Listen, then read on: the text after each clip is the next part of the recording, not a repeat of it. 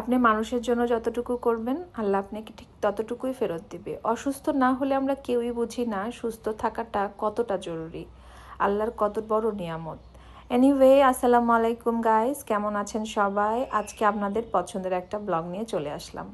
তো আহিলের জন্য রেসিপিটা তৈরি করছি, সাথে আপনাদের সাথেও শেয়ার করে আমি মজা পাই, তাই শেয়ার করলাম। জানি না আপনাদের কতটুকু ভালো লাগবে, বাট আমার বেবি পছন্দ করে খেয়েছে আলহামদুলিল্লাহ। তো এটা আসলে আমি নিজের মতো করেই তৈরি করেছি। হঠাৎ করেই মাথায় ঘুরলো যে ওটস দিয়ে খিচুড়ি করব, পরে চিন্তা করলাম না, ওটস সে পছন্দ করবে না এখন, যেহেতু 5-6 দিন ধরে সে গলার ইনফেকশনের কারণে কিছুই খেতে পাচ্ছিল না। তো আমি একটু পাতলা পাতলা করেই দিচ্ছি, একদমই এটা স্যুপের মতোই করেছি। তো এখানে আমি কার্বোহাইড্রেট হিসেবে আলুটা ইউজ করলাম, গাজর আর ডাঁটা শাকের পাতা নিয়েছি কিছু। তো ও কিছু খায়নি দেখে একটু প্রোটিন দিলাম, অনেক দিন হলে বিফও খাওয়ায় না। তো বিফটাকে আমি সুন্দরভাবে নাইফ দিয়ে একদম কিমা করে নিয়েছি।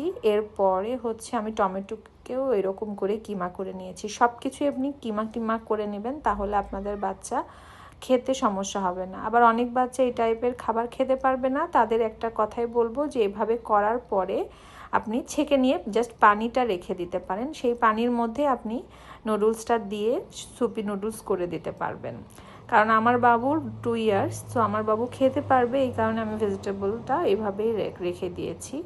আমি অবশ্য হালকা একটু ম্যাশ করে নিব আলুগুলোকে। ম্যাশ করার পরে আমি এখানে মালয়েশিয়ান একটা মোটা টাইপের স্টিকি নুডলস দিয়ে দিলাম অল্প পরিমাণ। নুডলসটা প্রথমে দিতে চাই নাই, পরে চিন্তা করলাম শুধু ভেজিটেবল সে খাবে না, এই কারণেই দিয়েছি। এরপরে একটু বাটারের মধ্যে সামান্য একটু রসুন কুচি আর একটু পেঁয়াজ একদমই কিমা করে নিয়ে তারপরে আমি soupy noodles vegetable beef soupy নুডলসটা ঢেলে দিচ্ছি। হয়ে গেল আমার সিম্পল এবং সুইট একটা রেসিপি।